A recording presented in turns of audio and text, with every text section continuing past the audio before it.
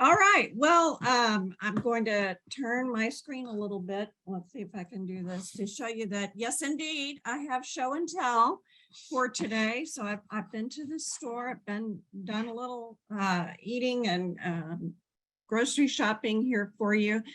My goal is to talk to you about eating challenges. I've enjoyed all of the presentations today on home enteral nutrition. I'm sure there's plenty of great ones going on home parenteral nutrition, but somewhere along the line, a lot of people like to eat and they wonder what they can eat, what your challenges are. So I'm going to spend some time on that today, and I look forward to your questions and comments. I wish we were in person so you could just say them out loud.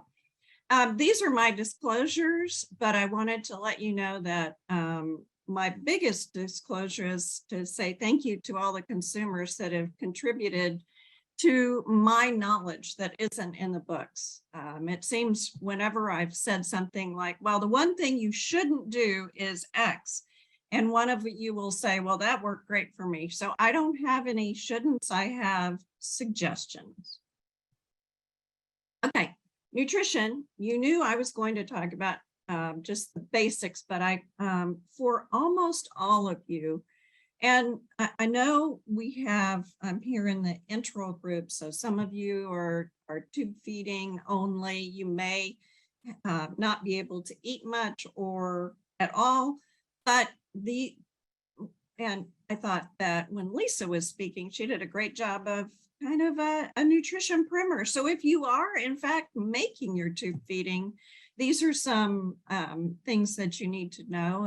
And for those of you who are on parenteral nutrition, picking out what to eat is important, because while you might have enteral nutrition to provide your nutrients or parenteral nutrition to provide your nutrients, what you eat can really help you improve your nutrition, or actually can be a problem if it's something that causes increased output. So the macronutrients are protein, carbohydrates, and fat.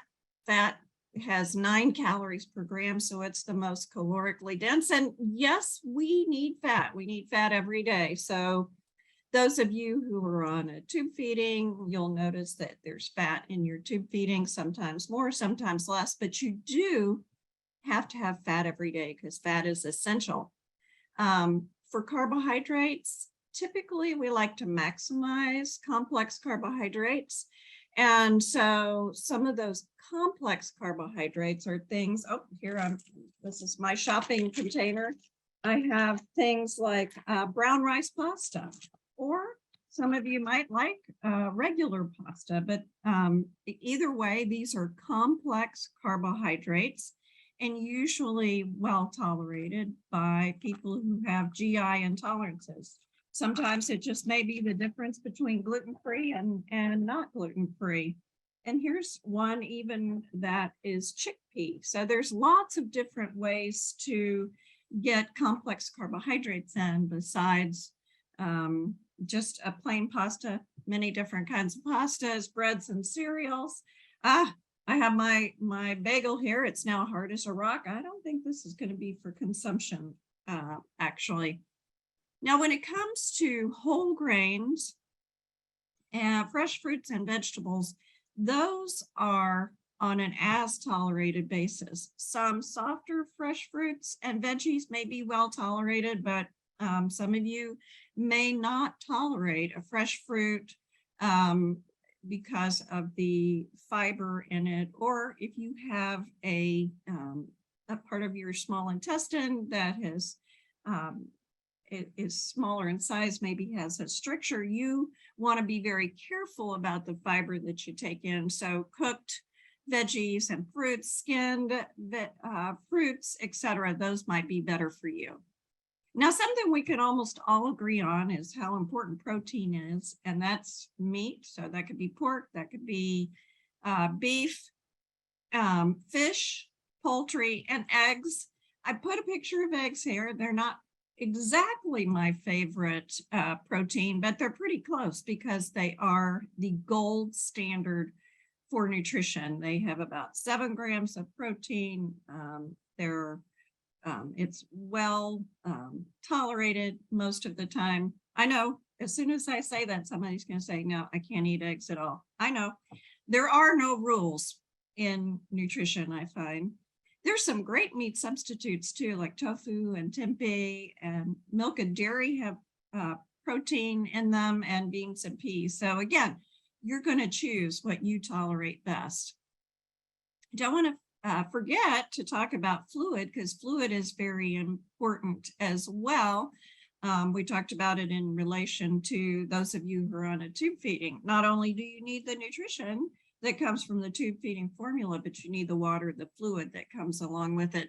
And then of course, the micronutrients needed in very small amounts, but without them, you will not do well, because each of them have a very important function in the body and maximizing the way the nutrients that you take in and the macro and micronutrients are used. Now, who doesn't love this slide? I know everyone loves this slide. And this is if you've worked with your clinical team, we all want to know, okay, tell me about your GI tract. Do you have an intact GI tract it's all there? Do you have your colon? How much of your GI tract is available? And that is why, because each one of these areas of the GI tract has roles in absorption of nutrients, also digestion, but absorption of nutrients is what we're talking about here. So, for example, we ask a lot of questions about, hey, do you have your ileum? If not, we may need to provide you with some B12 supplements or B12 shots. So we just have to look at each of these different areas and see what you might be missing and what we need to provide to you. This is an old slide, but it's really one of my favorites.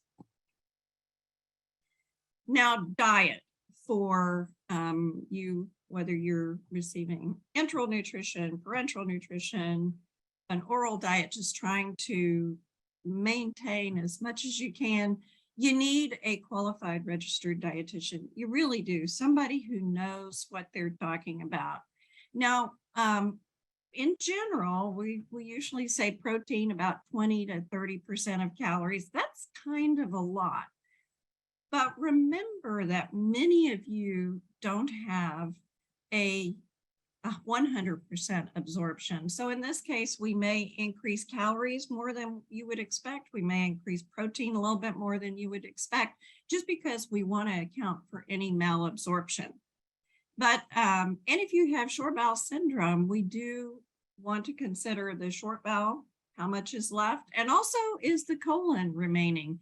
If you have a jejunostomy or an ileostomy, and this can apply to enteral or parenteral patients, then you may be able to tolerate a higher fat diet with moderate carbohydrate and higher salt. But if you have some colon remaining, then higher carbohydrate and perhaps a little lower fat, and also oxalates may be limited because of potential for fat malabsorption and fat to be and oxalates to be absorbed in the colon.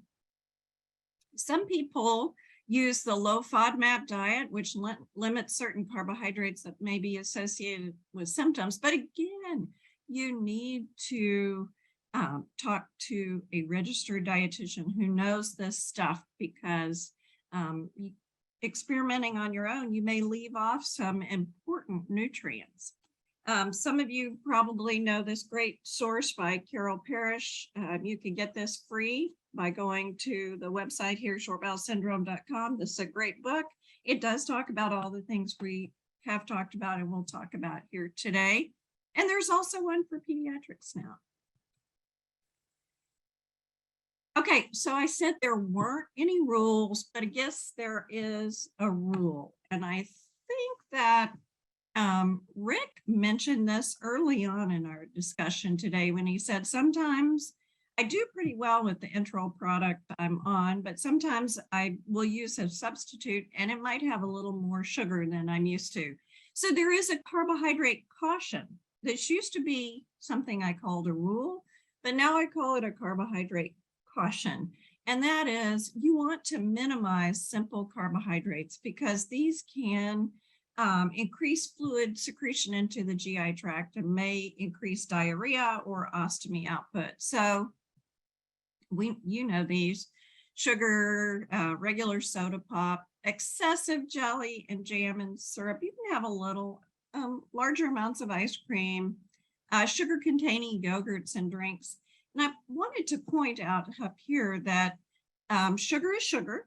So sugar is sugar if it's honey, if it's blue agave, or if it's granulated sugar. Those are all sugars.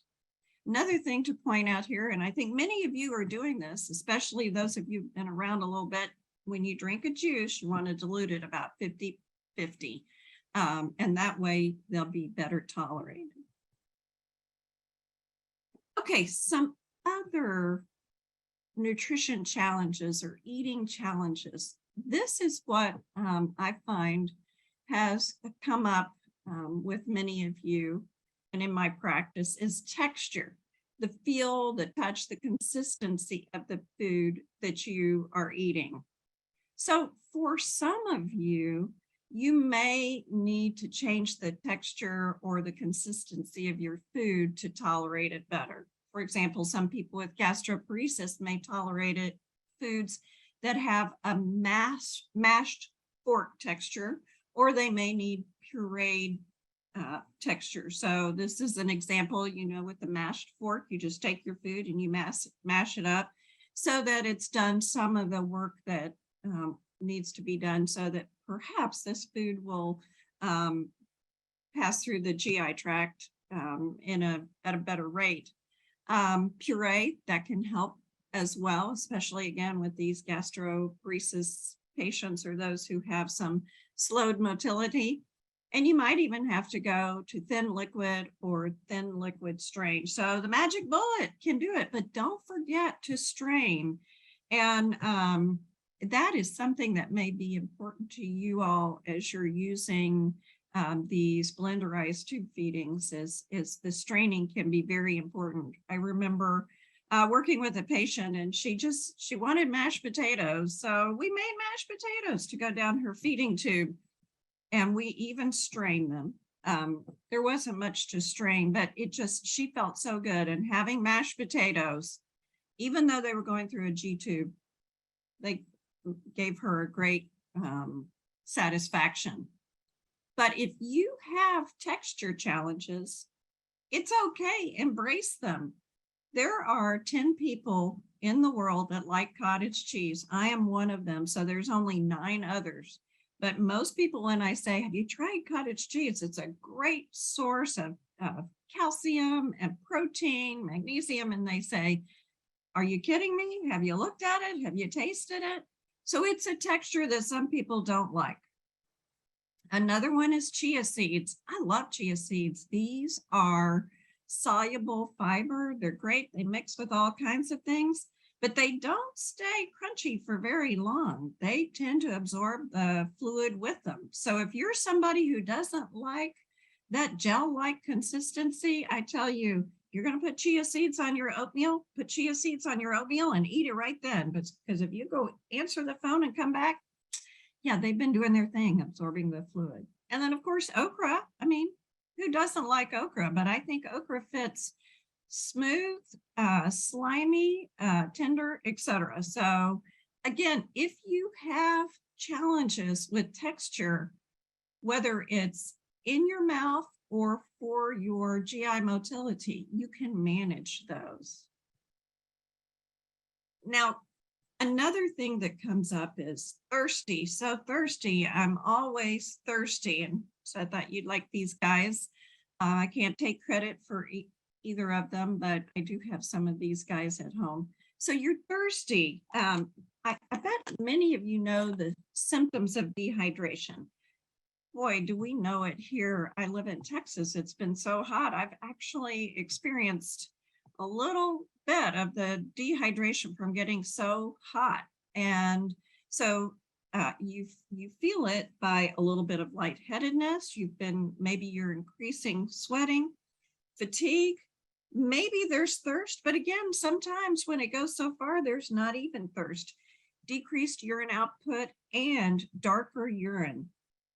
Your heart rate may increase as well. So these are all symptoms of dehydration. So fluid intake is very important, but sometimes it is not water that will quench your thirst. So you may be putting water in with your tube feeding. Some of you may tolerate water, but many of you will do better on an ORS, which is an oral rehydration solution or an oral rehydration drink. It's low in sugar and contains a good amount of sodium.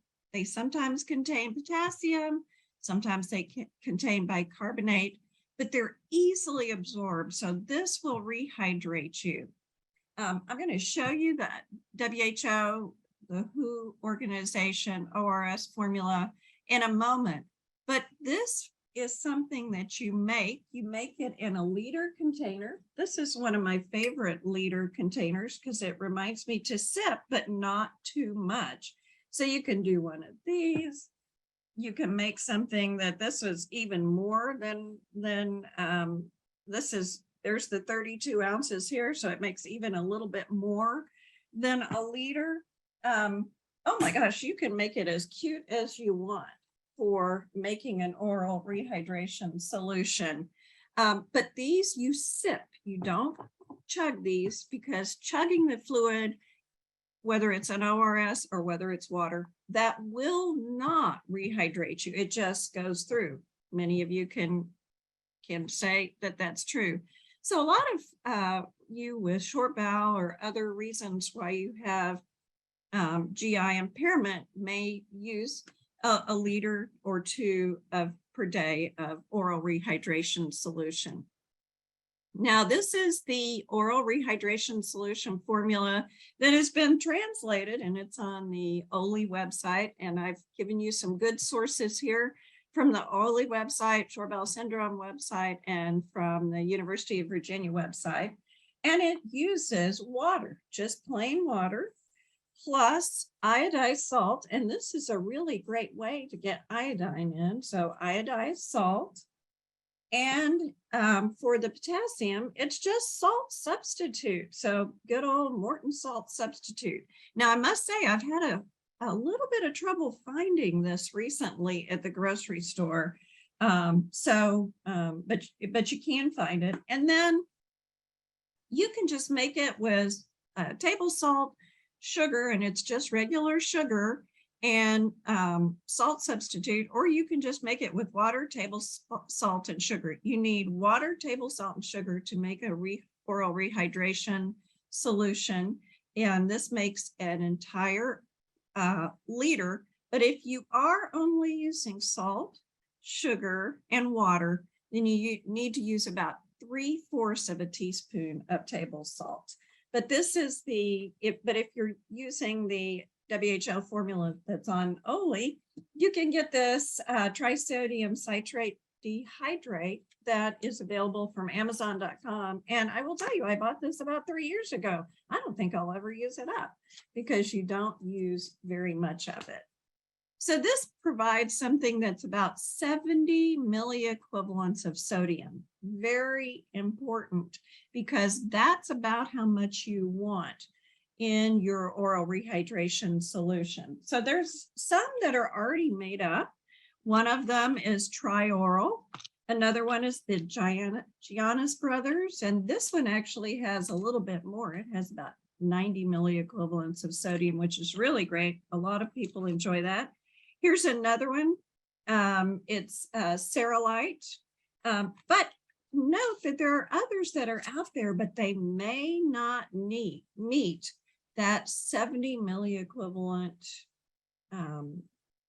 point that is the best to hydrate you with GI challenges such as short bowel syndrome. So for these, you may need to add some salt. Again, I agree with our previous speaker. Talk to your dietitian. I think all of us have said that over and over again. Talk to the dietitian.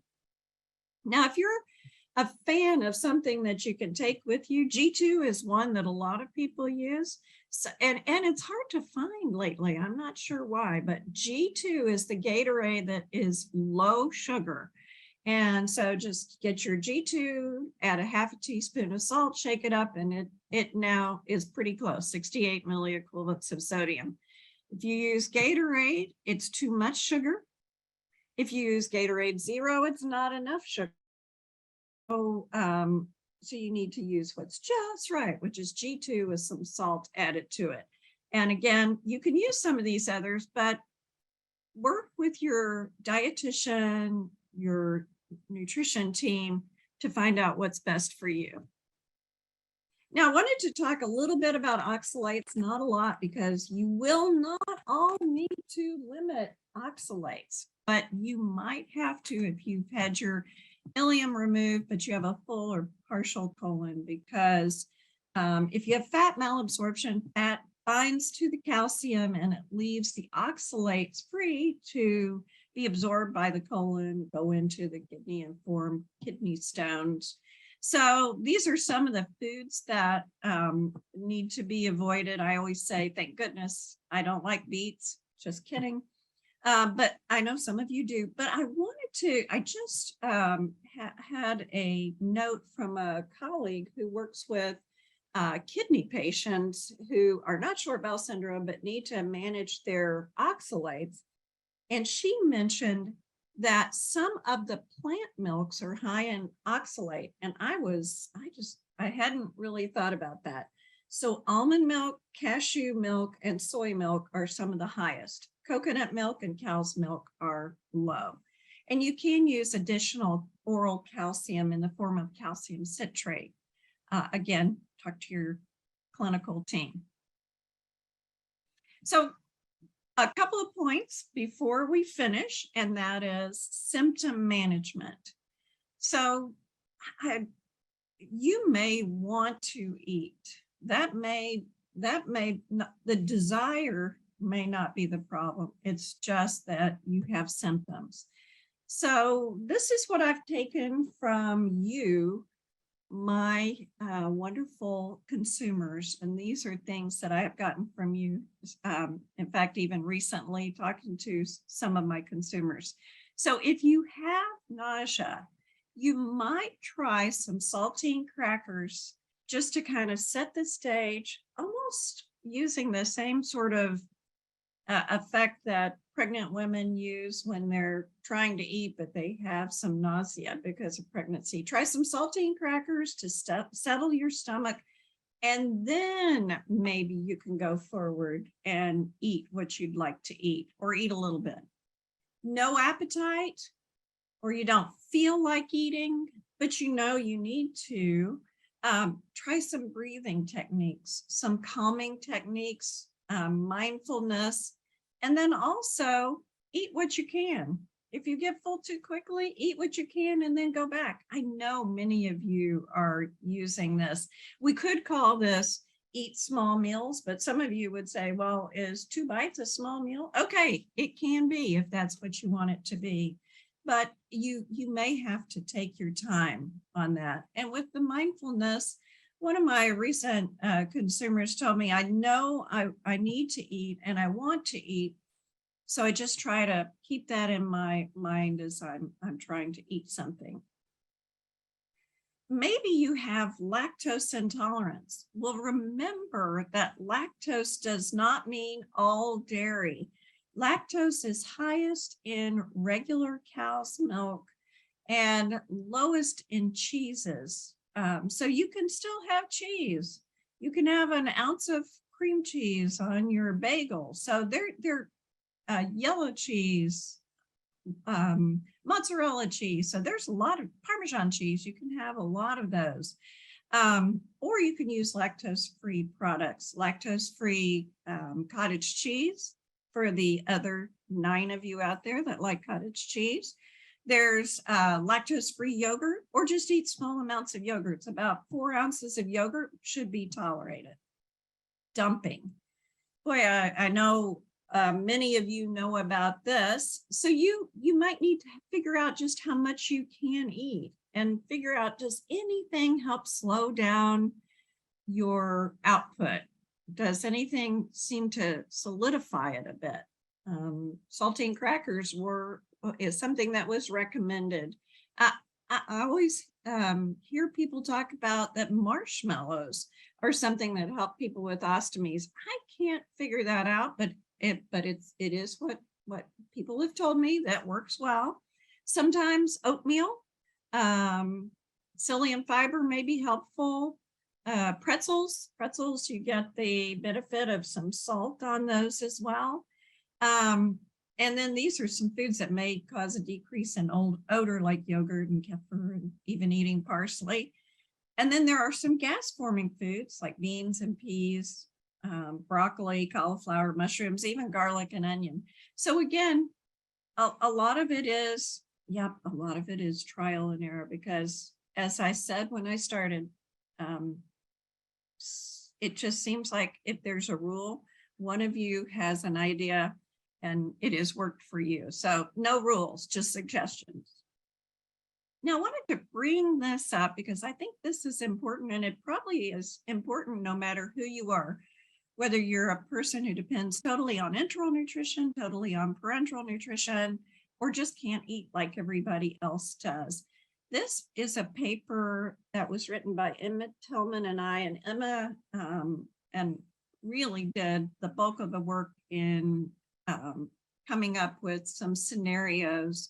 So if you don't have an option to take a look at this paper, please don't hesitate to email me. I'd be happy to send it to me. And I'm sure that the Oley Foundation and Lisa have a copy of this, so they could get it to you too.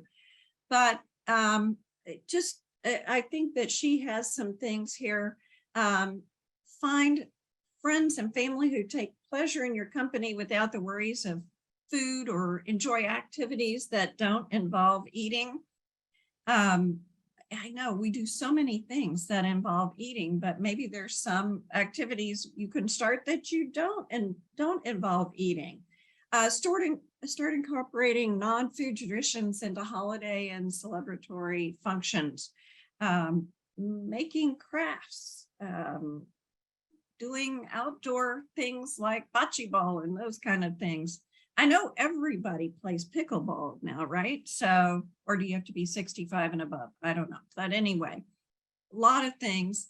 But just if you know that there's somebody that's going to be there that is going to cause the drama or ask you why you can't eat, then maybe you want to decide not to go with that person.